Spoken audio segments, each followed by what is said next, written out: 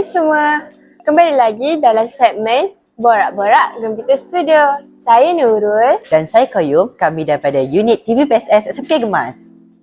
Koyum, hari ni Koyum puasa ke? Mestilah puasa. Macam mana dengan Daya puasa tak hari ni? Saya pun puasa. Waktu sahur Koyum makan apa je? Kalau waktu sahur saya makan nasi putih dengan ikan masak sambal je. Daya pula? Saya lambat bangun lah. Saya makan kurma dengan susu, sunnah Nabi. Oh, faham. Koyum, boleh tak nak tanya sikit? Nak tanya apa tu? Apakah maksud Ramadan dari segi istilah dan bahasa? Kalau korang semua nak tahu, Ramadan dari segi bahasa ialah panas terik. Manakala dari segi istilah pula, menahan diri daripada lapar dan dahaga serta perkara yang membatalkan puasa dari terbit fajar hingga terbenam matahari. Oh.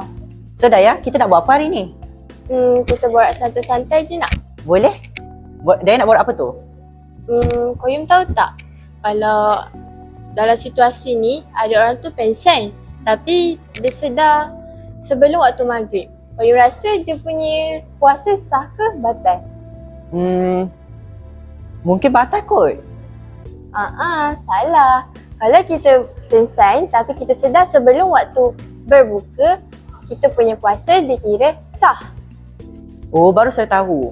Macam mana pula kalau orang tu tidur sampai pukul 9 malam dah terlepas waktu berbuka? Kalau tertidur, dikira batal lah.